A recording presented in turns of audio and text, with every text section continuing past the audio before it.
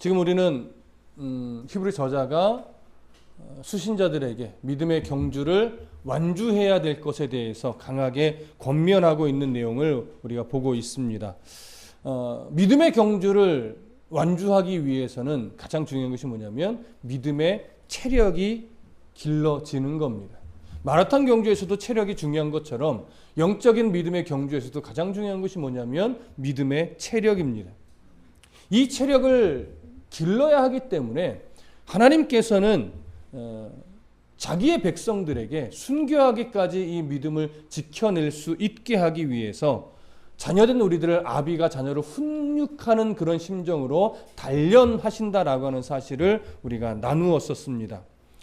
그래서 성도들은 하나님이 주시는 단련을 기꺼이 받아야만 합니다. 왜냐하면 받지 않을 수는 없는 그런 훈육이기 때문에.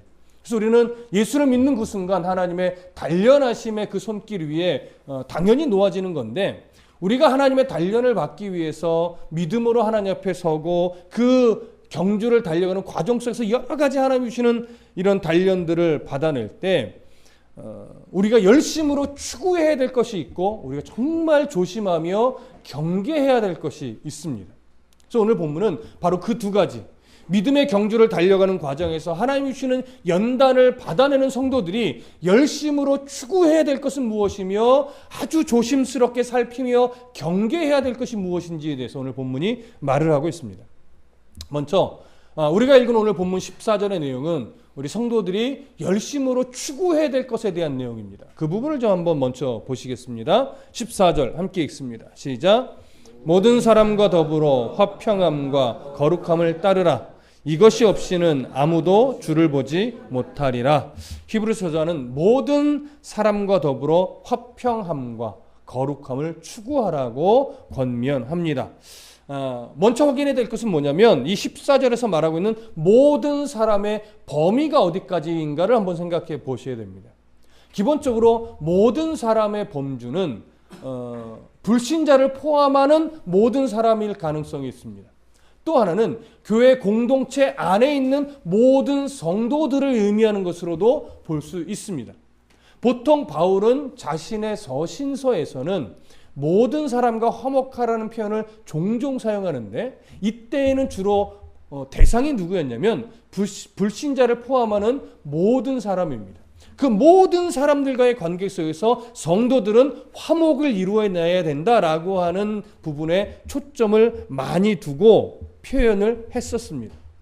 그러나 오늘 히브리서 본문에서는 이 모든 사람의 범주를 바울이 강조했던 것처럼 불신자를 포함한 모든 사람으로 이렇게 넓게 보기보다는 교회 공동체의 구성원들을 대상으로 하는 이런 표현으로 보는 것이 더 옳을 것 같습니다. 왜냐하면 히브리서 본문 자체의 대상이 누구냐면 바로 교회 공동체 안에 있는 성도들을 대상으로 계속해서 메시지를 주고 있기 때문에 그렇습니다. 또 앞뒤 문맥을 고려해 봐도 교회 공동체 안에 있는 성도들이 어떻게 해야 되는가, 그 성도들과 함께 믿음의 경주를 달려갈 때 우리가 서로 어떻게 해야 되는가, 이런 내용을 지금 계속 다루고 있기 때문에 오늘 14절에서 말하고 있는 모든 사람의 범주는 바로 교회 공동체 안에 있는 믿음의 지체들을 의미하는 것으로 우리는 봐야 할 것입니다. 그러면 그 믿음의 공동체 안에는 믿음의 지체들, 성도들이 이제 그들이 함께 무엇을 추구해야 되는가? 화평함을 추구해야 하고 거룩함을 추구해야 된다라고 하는 겁니다. 화평함과 거룩함, 사실은 크게 다르지는 않죠. 그러나 조금 구분을 해보자면 화평함이라고 하는 것은 교회 공동체 안에 있는 구성원들이 구성원과 구성원 사이에 서로 간에 추구해야 될 덕목이라고 말할 수 있습니다. 거룩함이라고 하는 것은 교회 공동체 구성원들이 함께 하나님과의 관계에서 추구해야 될 덕목이라고 또 구분해서 말을 할 수 있을 겁니다. 그러면 화평함이라고 하는 것이 교회 공동체 관계 안에서 서로가 서로에게 추구해야 될 내용이라면, 그럼 그것은 무엇인가를 한번 생각해 봐야 할 필요가 있을 겁니다. 자, 교회 공동체 안에서 유대인들이 함께 이 화목을 추구해야 된다라고 하는 것은 결국 어떤 의미이냐면 그 안에 다툼과 분열과 시기를 조장하는 것이 아니라 먼저 이해하고 내가 먼저 섬겨주고 더 믿음에 좋은 영향력을 미치기 위해서 애를 쓰면서 서로 정말 믿음의 지체로서의 교제가 만들어지는 것, 이것이 화목을 추구하는 것일 겁니다. 그리 어렵지는 않지요. 그러면 교회 공동체가 함께 하나님과의 관계 속에서 거룩함을 추구한다는 것은 결국 무엇이겠습니까? 하나님과의 관계를 깨는 요소들을 성도 개개인이 만들어가지 않는 겁니다. 그래서 잘못된 영향력을 미치지 않는 겁니다. 당시의 어떤 내용으로 본다면 타락하는 것, 또 배교하는 것, 이런 흔적들을 성도 개개인이 갖지 않는 겁니다. 그리고 그 흔적들을 갖지 않을 수 있는 거룩한 영향력을 성도 개개인에게 미칠 수 있도록 우리가 서로 애를 쓰는 겁니다. 그래서 타락하지 않고 배교하지 않고, 당시 수신자들의 입장으로 한다면 유대교로 돌아가지 않고 또 우상 숭배하지 않고, 이런 것에 있어서 서로에게 영향력을 미치는 거죠. 그러니까 기본적으로 이 공동체 안에서 대화가 어떤 것이겠습니까? 내가 믿음으로 어떻게 인생을 견뎌내고 있는지, 하나님이 내게 얼마나 큰 은혜의 하나님인지, 하나님이 나를 얼마나 사랑하시는지, 내가 넘어졌을 때 하나님이 나를 어떻게 이렇게 세우셨는지, 이런 것들에 대한 교제가 일어나는 거예요. 근데 그런 교제가 아니라 교회 안에서 내가 어제 얼마를 주고 명품백을 샀다더라, 뭐 누구 자녀는 좋은 대학 갔는데 우리 자녀는 맨날 이 모양 이 꼴이더라, 뭐 이런 식의 교제가 이루어진다면 그건 대부분 뭐예요? 자기 자신을 드러내고 자랑하고 그저 속상한 이야기하고 세상 사람들 안에서 서로 잘난 척하면서 하는 대화와 별반 다를 것이 없다면 거룩함을 만들어내는 교회 공동체로서의 모습은 만들어가기 어렵습니다. 그러니까 그런 영향력들이 서로와의 관계 속에서 또 하나님과의 관계를 만들어가는 성도들 안에서 되어진다면 정말 교회는, 그리고 교회 공동체는 화목함을 이루어내고 거룩함을 만들어내는 그런 교회가 될 것입니다. 자, 이런 좋은 영향력을 갖는 교회 공동체가 될 때 오늘 14절 중간 예언은 이렇게 말합니다. 그런 화평과 거룩함을 따르게 되면 좋은데, 이런 거룩함을 따르지 않게 되면, 이런 것이 없으면 아무도 주를 보지 못한다고 말합니다. 여기서 주를 보지 못한다라고 하는 것은 어떤 의미와 동일하게 여겨지냐면 하나님의 나라에 들어갈 수 없다라고 하는 의미와 동일하게 여겨집니다. 자, 그러면 화평함을 추구하는 것, 거룩함을 추구하는 것, 이 두 가지 요소가 하나님 나라에 들어가는 조건으로서 제시하는 걸까요? 그렇지는 않습니다. 성경 전체의 문맥은 사실 그렇게 이어져 가는 적이 거의 없습니다. 오늘 여기서 말하는 것은 뭐냐면 화평함과 거룩함을 추구하는 공동체가 바로 하나님 나라에 들어가는 공동체의 아주 중요한 특징이라는 거예요. 그러니까 거꾸로 얘기하면 이거예요. 너희가 정말 하나님 나라의 교회 공동체라면 너희들 안에 마땅히 어떤 특징이 일어나야 되느냐? 서로 간의 화목을 이루어내고 하나님과의 관계 속에서 거룩함을 만들어내는 교회 공동체여야 되고, 그것이 부족하다면 더 그것을 만들어내기 위해 서로 애쓰는 교회 공동체가 되어야 한다라고 하는 것이죠. 거기에 초점이 있는 겁니다. 그런데 교회 공동체라고 하는데 그런 것에 전혀 신경을 안 쓰고 그저 자기 소견에 오른 대로 그냥 라우디게아 교회 같이 맨날 자랑짓만 하고 돈 많으니까 교회 예배는 많고 화려하긴 한데 그 속에 하나님이 없는, 그래서 하나님이 맨날 문 들이들으면서 문 좀 열어다오, 내가 네 안에 들어가서 너와 더불어 먹고 싶구나라고 말하는 교회라면 그 교회는 왁자지껄함은 있을지 모르나 하나님이 기뻐하시는 화평함은 없고 하나님이 기뻐하시는 거룩함은 없는 교회입니다. 그래서 안약을 사서 눈에 바르라고 할 것이고, 그래서 흰 옷을 사서 입으라고 할 겁니다. 너희가 벌거벗은 줄 모르는구나, 이런 소리를 듣는 공동체가 되겠죠.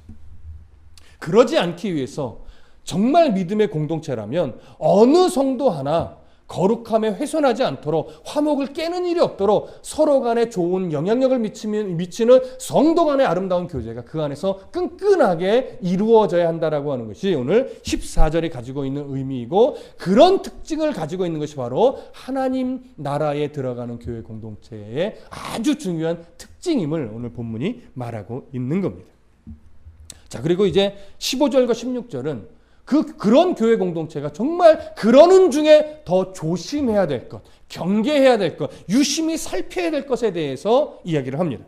자, 15절 16절을 함께 읽겠습니다. 시작. 너희는 하나님의 은혜에 이르는 못하는 자가 없도록 하고, 또 쓴뿌리가 나서 괴롭게 하여 많은 사람이 이로 말미암아 더럽게 되지 않게 하며, 음행하는 자와 혹 한 그릇 음식을 위하여 장자의 명분을 판 에서와 같이 망령된 자가 없도록 살피라. 아멘. 한글 성경도 그렇게 번역이 됐지만 15절과 16절은 헬라어 성경으로 봐도 한 문장으로 되어 있습니다. 한 문장으로 되어 있는 이 15절과 16절은 가장 중요한 단어가 뭐냐라고 할 때 16절 맨 마지막에 있는 살피라라고 하는 겁니다. 헬라어 동사를 보면 이것이 너희는 살펴라 이렇게 되어 있습니다. 그래서 이 살피라는 동사가 헬라어 문장 가장 앞에 나와 있습니다. 히브리어와 헬라어의 가장 중요한 특징 중에 하나는 뭐냐면 중요하게 여기는 단어를 가장 앞에 뺍니다. 그러니까 우리나라 어수는 주로 동사가 가장 끝에 가죠. 그러나 헬라어 히브리어는요, 그거와 상관없이 가장 중요한 단어를 문장 앞으로 빼는 겁니다. 그런데 오늘 15절과 16절은 가장 중요한 동사인 이 살피라라고 하는 에피스코푼테스라는 단어를 문장 가장 앞에 위치시키고 있습니다. 그러니까 저자의 강조점은 뭐냐면 너희는 제발 좀 경계하고 살피고 조심하라는 데 강조점이 있어요. 그래서 어떤 걸 조심하며 어떤 걸 살펴야 되느냐, 크게는 세 가지를 제시하는데 15절 첫 번째에서는 하나님의 은혜에 이르지 못하는 자가 없도록 조심해야 한다는 얘기예요. 두 번째는 쓴뿌리가 나서 괴롭게 하여 많은 사람이 이로 말미암아 더럽게 되지 않도록 조심하라는 거예요. 또 세 번째는 음행하는 자와 혹 한 그릇 음식을 위하여 장자의 명분을 판 에서와 같이 망령된 자가 없도록 조심하고 살펴야 된다라고 하는 것을 지금 강조합니다. 세 가지를 조심하라고 하죠. 자, 그러면 첫 번째, 너희는 하나님의 은혜에 이르지 못하는 자가 없도록 조심하라고 합니다. 경계하라고 합니다. 잘 살피라고 합니다. 자, 그러면 하나님의 은혜, 뭘 말하는 걸까요? 바로 마지막 때에 믿음의 백성들에게 주어질 구원의 은혜를 말하는 겁니다. 하나님이 주시는 구원의 은혜. 따라서 교회 공동체 안에 있는 그 누구라도 하나님이 주시는 구원의 은혜에 이르지 못하는 자가 없도록 서로 조심히 살펴 경계할 수 있어야 된다는 것, 이것을 강조하는 겁니다. 여러분, 갈라디아서 6장 2절에 보면 어떤 말씀이 있냐면 너희가 짐을 서로 지라 그리하여 그리스도의 법을 성취하라, 이런 말씀이 있습니다. 이것은 이제 공동체적 책임을 강조하는 표현인데, 여기서 말하는 너희가 짐을 서로 지라 할 때 여기서 짐, 이 짐이라고 하는 단어는요, 바로스라고 하는 헬라어 단어를 쓰는데 단어적 의미로만 보면 모든 종류의 무겁고 감당하기 힘든 짐을 의미하는 단어이긴 하나, 이것이 문맥 안으로 들어가면 어떤 의미로 적용이 되냐면 교회 공동체의 구성원 중 어느 누구 하나라도 죄로 인하여 하나님의 은혜에서 벗어나는 일이 없도록 서로 도와주는 그런 책임을 말합니다. 죄에 계속하여 거하여 있지 않도록 서로 도와주는 그런 공동체적 책임을 의미하는 것이죠. 바로 이것이 교회 공동체의 구성원들이 서로와 서로 간에 조심하며 대해야 되는 책임인 겁니다. 자, 그러면 믿음의 경주를 완주할 때 하나님의 나라에 입성하게 될 텐데 그 완주하지 못하게 되는 여러 요인들이 있을 거예요. 하나님을 떠나게 만드는 요인, 때로는 목회자에게 실족해서 교회를 떠나는 경우도 있죠. 오늘날로 적용해 본다면 또 그냥 성도에게 실족해서 떠나게 되는 경우도 있습니다. 또 이런저런 분열과 다툼에 휘말려서 교회가 뭐 이래 하고 떠나게 되는 경우도 있지요. 뭐 가장 쉬운 예를 들었지만 비근하게 여러 가지 이유는 우리 종종 많이 찾을 수 있습니다. 교회 공동체 안에서 이런저런 일로 교회를 떠나고 하나님을 버리고 외면하고 예배를 등한시하게 되는 이런 여러 요인들, 관계적인 요인도 있을 수 있고 개인적인 요인도 있을 수 있을 것이고 목회자와 성도 간의 관계에서 일어나는 요인도 있을 겁니다.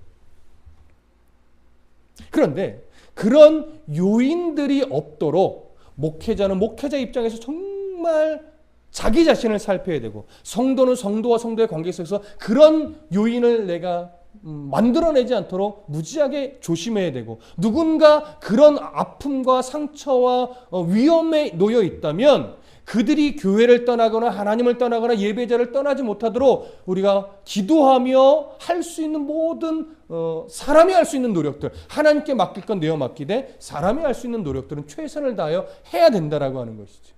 그런 것이 뭐예요? 교회 공동체적 책임인 거예요. 근데 교회 공동체라면서도 저 사람이 교회를 나오든지 말든지 신앙이 왜곡되어 있든지 말든지 하나님을 바르게 알든지 말든지 목회자도 말씀 앞에 올바로 서 있지 않고 말씀을 제대로 가르치지도 않고 성도와 성도 중에서도 또 뭐 선배의 신앙의 어떤 선배에 있는 입장이라 할지라도 그들의 신앙의 어떤 바른 권면을 해주지도 않는 이런 관계라면 그 교회는 그 공동체는 사실 죽어 있는 공동체죠.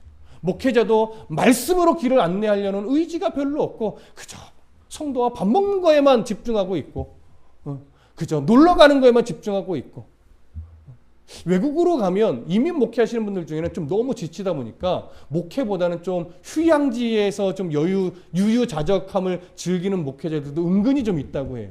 모든 목사님이 그런 건 아니고 선교지에는 선교사님도 어느 순간 마음이 좀 이렇게 삐그덕대면 그냥 선교지의 그 즐거움만 누리는데 애를 쓰는 이런 좀 있어서는 안 되는 일들이 좀 많이 일어나기도 한답니다. 근데 교회 한국 교회 안에서의 실정은 다르겠습니까?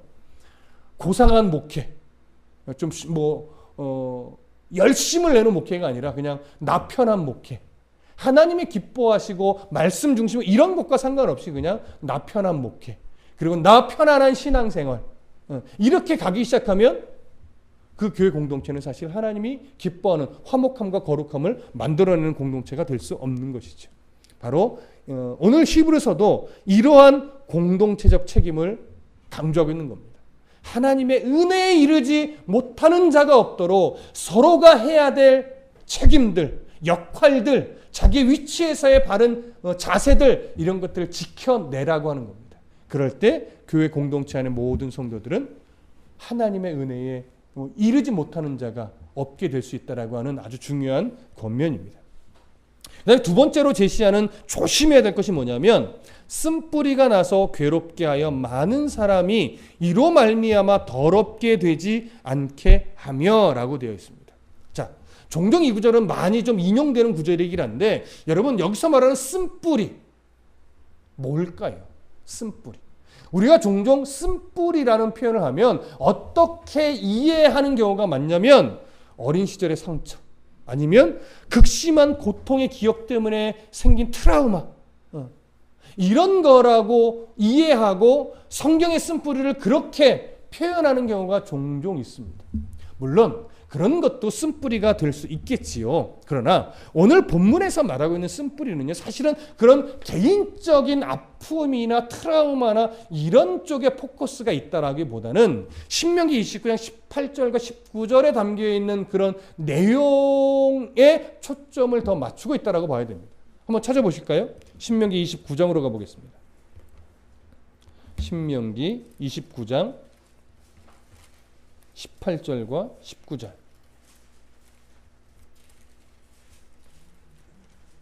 신명기 29장 18절과 19절 함께 읽어보겠습니다. 18절 19절 시작. 너희 중에 남자나 여자나 가족이나 집하나 오늘 그 마음이 우리 하나님 여호와를 떠나서 그 모든 민족의 신들에게 가서 섬길까 염려하며 독초와 쑥의 뿌리가 너희 중에 생겨서 이 저주의 말을 듣고도 심중에 스스로 복을 빌어 이르기를 내가 내 마음이 완악하여 젖은 것과 마른 것이 멸망할지라도 내게는 평안이 있으리라 할까 함이라. 자, 어떤 내용입니까? 여기서 말하는 쓴 뿌리, 이 뿌리들, 독초와 같은 뿌리들, 뭘 의미해요? 우상숭배. 그리고 우상숭배로 인해서 생긴 영적 교만들, 이런 죄의 성향들을 의미하는 겁니다. 그렇기 때문에 공동체 안에서 누군가 이런 행동을 하고 누군가 이런 성향을 갖고 있는 자가 있다면 그를 조심히 살펴서 그러지 못하도록 단호하게 대처해야 된다라고 합니다. 이것이 교회 공동체의 책임이라고 하는 것이죠. 그런 자들을 조심히 살펴서 바른 길로 인도해 가는 일에 게을리하게 되면 이들로 인해서 분명히 교회 공동체는 나쁜 영향을 미치게 되어 있다라고 하는 거예요. 때로는 이로 인해서 공동체에 악한 문제가 생기게 되고 때로는 이로 인해서 교회 공동체가 무너지기도 하죠. 오늘날로 보면 그것이 수많은 여러 이단들이고 대표적으로 요즘에는 신천지와 같은 이단일 겁니다. 교회를 타겟으로 잡는 이단들, 또 말씀의 뿌리가 약한 교회를 타겟으로 잡고 왜곡된 가르침이지만 성경으로 푼다라고 하는 그럴듯한 말을 쓰지만 결국은 왜곡되게 푸는, 잘못 푸는 이런 이단 사설로 성도들의 귀를 현혹하여 교회가 결국 와해되게 만드는 이런 요인들, 그런 요인들을 목회자가 또 성도가 잘 살펴야 된다라고 하는 거예요. 정말 누군가에게 그런 성향이 보인다면 오늘 본문은 뭐라고 말해요? 단호하게 처리해야 된다는, 그게 공동체가 건강해 가는 책임이라는 거예요.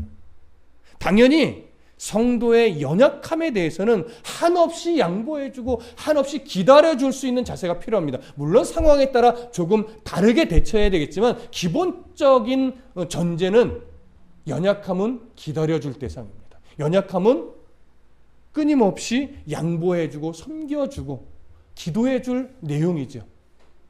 하지만 이 쓴뿌리에 관한 것, 이단과 관련된 것, 교회를 뒤흔드는, 진리를 왜곡시키는 부분에 대해서만큼은 교회는 아주 단호하게 대처해야 된다는 것이 이 쓴뿌리가 가지고 있는 내용입니다. 자, 무슨 말씀 이해되시죠? 바로 이 부분을 매우 조심하고 아주 경계하며 살펴야 될 것을 오늘 히브리 저자는 말씀하고 있습니다. 자, 세 번째로 말하고 있는 것은 이제 16절에 해당하는 건데, 음행하는 자와 혹 한 그릇 음식을 위하여 장자의 명분을 판 에서와 같이 망령된 자가 없도록 살피라, 이렇게 되어 있습니다. 이 부분을 사실 한글 번역은 조금 부족하게 번역한 듯한 느낌이 있습니다. 우리가 에서에 대한 이야기를 잘 보면 에서를 음행한 자로 표현한 내용은 거의 사실은 없습니다. 그리고 에서가 특별히 망령된 일을 했나? 물론 장자의 명분을 가볍게 여기고 팔긴 했어요. 근데 그게 하나님을 망령되이 일컫는가? 물론 그건 좀 그럴 수는 있겠다 싶어요. 그러나 성경이 대놓고 에서를 향해서 음행하는 자이며 망령된 자이다 이렇게 꼬집는 구조는 사실은 거의 없습니다. 그래서 오늘 이 본문은 조금 좀 잘 번역해야 될 필요가 있는데 좀 직역하는 느낌으로 좀 읽어드리면 이렇습니다. 음행하는 자나 망령된 자는 장자의 명분을 죽 한 그릇에 팔아버린 에서와 같은 자이니 조심하라. 이렇게 이해하는 것이 오늘 16절은 좀 원문을 좀 바르게 번역한 것으로 여겨집니다. 그래서 에서가 음행했다는 것이 아니라 지금 교회 공동체 안에 음행하는 자나 망령된 행실을 갖고 있는 자는 에서와 같이 하나님이 주신 장자의 명분을 가볍게 여기는 자이니 그런 자가 이런저런 성도 구성원들에게 나쁜 영향력을 미치지 않도록 조심히 살펴서 그들을 바르게 인도할 수 있어야 된다. 그래야 교회 공동체가 건강하게 믿음의 경주를 함께 갈 수 있다. 이런 의미로 우리가 보아야 합니다. 그렇다면 16절에서 말하고 있는 음행하는 자, 어떤 음행일까요? 앞에 15절에서는 이 쓴뿌리가 어떤 음행에 해당하죠? 영적 음행에 해당하죠. 그렇기 때문에 16절에서 말하는 음행하는 자는 육적 음행을 하는 자를 말하는 것 같습니다. 히브리서 13장으로 가면 실제로 육적 음행을 한 자에 대한 권면의 내용이 있어요. 이런 연결을 볼 때 16절에 음행하는 자는 육적인 음행을 하는 자를 말하는 것으로 여겨지고요. 그 다음에 망령된 자. 망령된 자는 결국 뭐겠습니까? 불경건한 삶을 사는 자.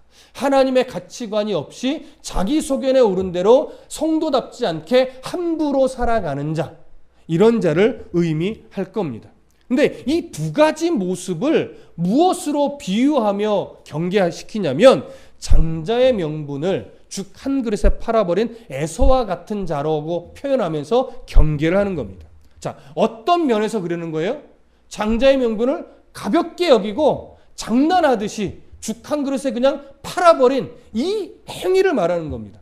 그러니까 육적인 음행을 하는 자, 또 자기 소견에 오른 대로 거룩한 성도의 삶을 살아가려고 애쓰지 않고 자기 소견에 오른 대로 함부로 살아가는 자, 이 두 종류의 사람들은 뭘 가볍게 여기는 자일까요?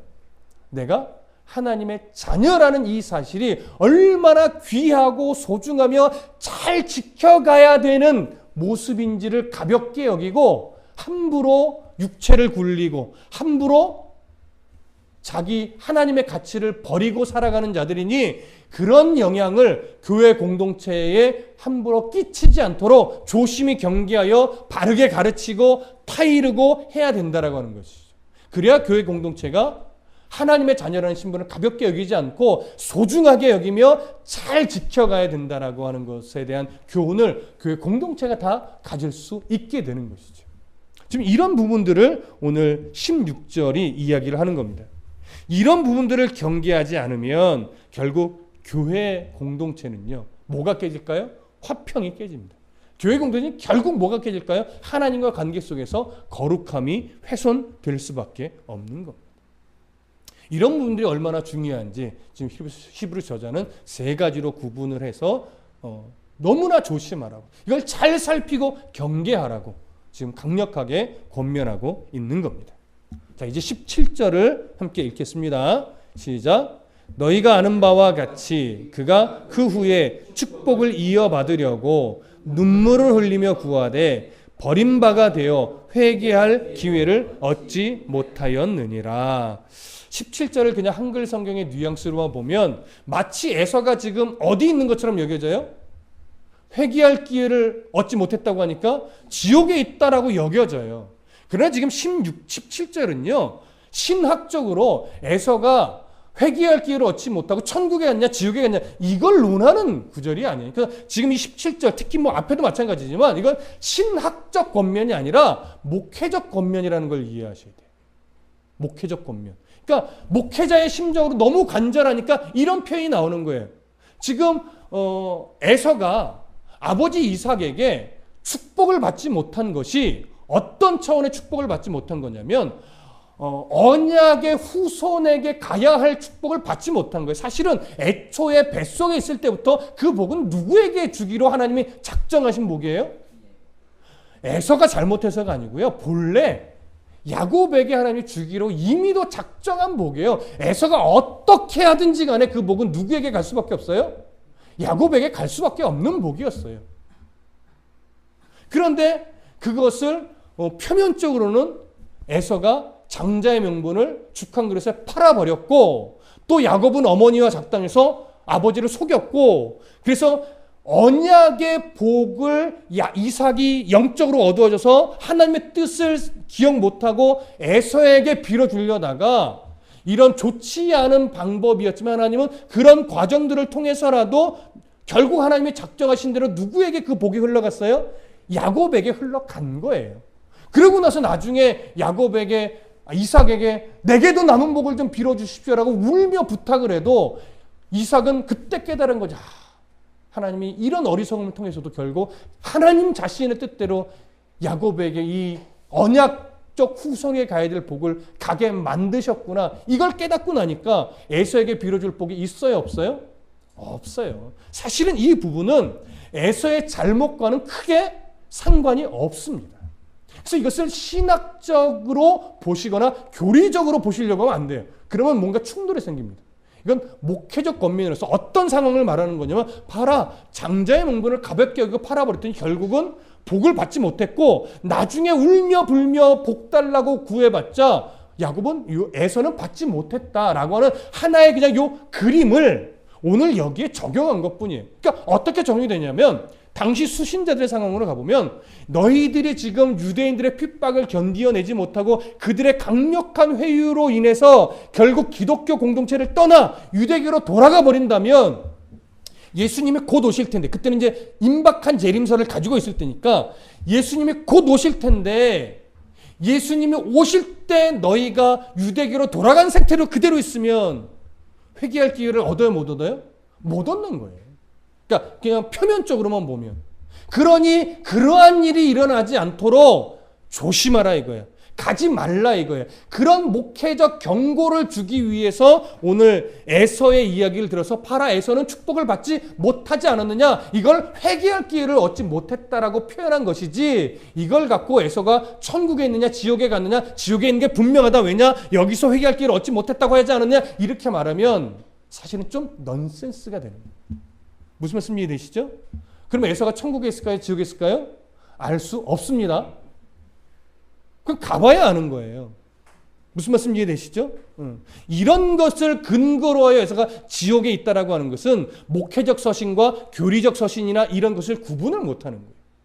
저도 누군가에게 목회적으로 권면할 때는 강력하게 하기 위해서 그러다가 지옥 가면 어떡하려고 그래 라는 표현을 할 수가 있어요. 이게 조직신학적 이야기가 아니란 말이에요. 목회적 권면이지. 너무나 안타까워서 하나님이 자기의 백성을 잃어버리지 않을 걸 알지만 경각심을 위해서, 긴장하게 하기 위해서 그러다가 지옥 가면 어떡하려고 그래, 돌아오지 못하면 어떡하려고 그래 라고 하는 표현을 쓰는 거죠.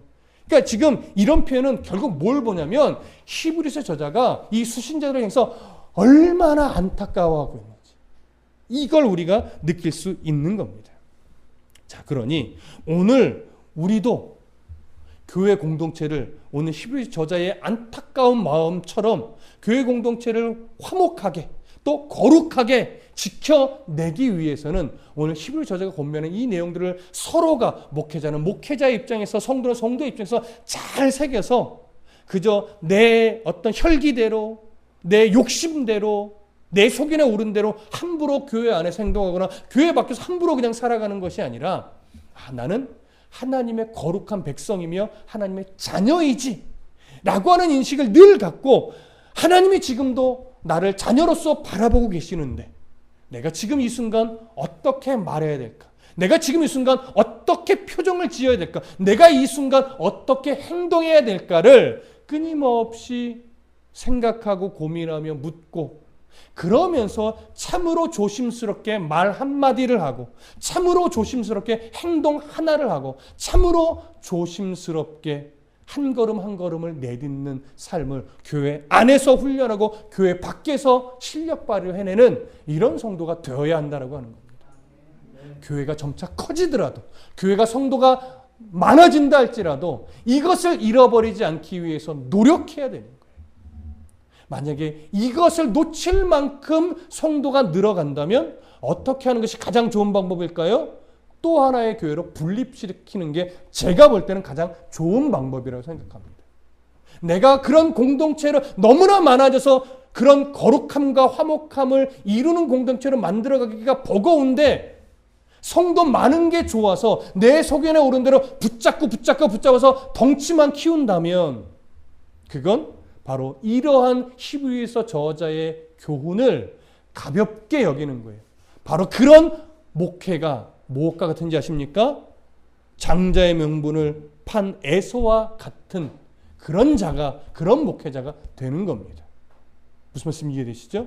오늘 우리는 저부터 우리 모두가 이 교훈을 잘 가슴에 새겨서 정말로 내 개인적으로도 또 가정적으로도 또 교회 공동체적으로도 바로 이 화목함, 또 하나님과의 이 거룩함, 이게 훼손되지 않도록, 이게 잘 지켜지도록 우리 스스로 추구할 것은 끝까지 붙잡고 바르게 추구하고, 또 경계하고 조심해야 될 것은 정말로 신중하게 아주 잘 살펴서 이런 요인들이 교회 안에 침투하지 못하도록 부단히도 애쓰고 노력해야 될 것입니다. 그럴 때 교회는 하나님이 기뻐하는 정말 아름답고 건강한 교회 공동체로 끝까지 가게 될 줄로 믿습니다. 이러기 위해서 애써 주시기를 부탁드립니다. 기도하겠습니다.